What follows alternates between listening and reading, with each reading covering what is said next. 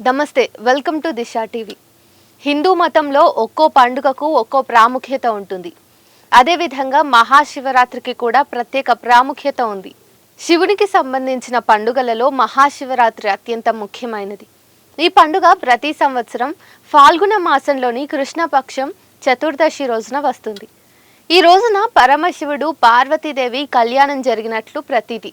ఈ రోజున శివభక్తులు కఠిన ఉపవాసాలు ఉంటారు. శివుడిని భక్తితో పూజించి శివలింగానికి అభిషేకం చేస్తారు.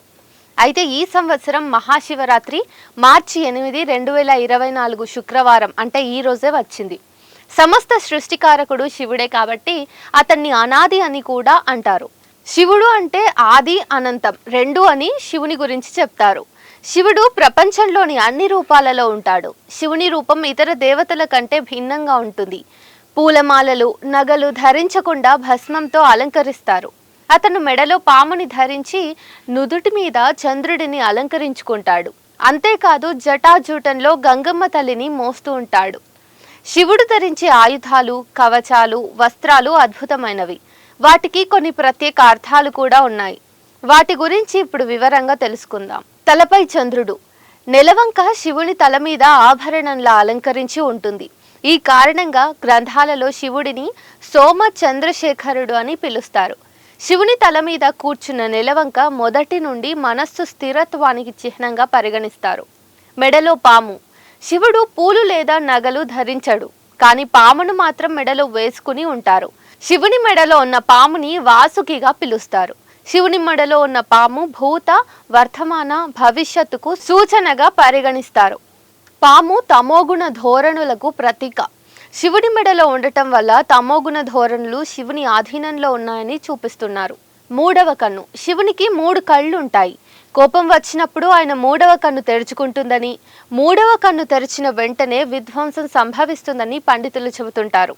సాధారణ పరిస్థితులలో శివుని 3వ కన్ను అంతరాత్మ రూపంలో మెలకువగా ఉంటుందట.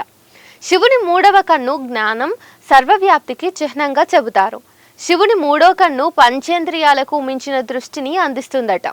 అందుకే శివుడిని త్రయంబకుడు అంటారు. ఇక త్రిశూలం. శివుడు ఎప్పుడూ చేతిలో త్రిశూలాన్ని ఆయుధంగా పట్టుకుని ఉంటాడు. భౌతిక వేడిని నాశనం చేయటానికి త్రిశూలాన్ని ఆయుధంగా చెబుతారు. శివుని త్రిశూలంలో రజో, సాత్విక, తామసి అనే 3 గుణాలను కలిగి ఉంటుంది. దీంతో పాటు త్రిశూలాన్ని జ్ఞానం, కోరిక, పరిపూర్ణతకు చిహ్నంగా చెబుతారు.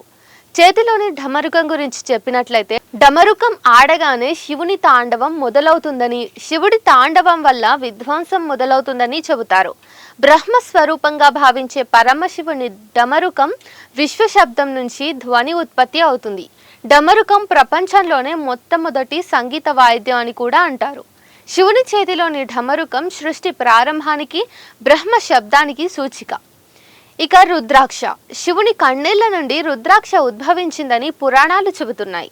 పురాణాల ప్రకారం ధ్యానం తర్వాత శివుడు తన కళ్ళు తెరిచినప్పుడు ఆయన కళ్ళ నుండి కన్నీటి చుక్కలు భూమి మీద పడ్డాయట. దాని నుండి రుద్రాక్ష చెట్టు పుట్టిందని చెబుతారు.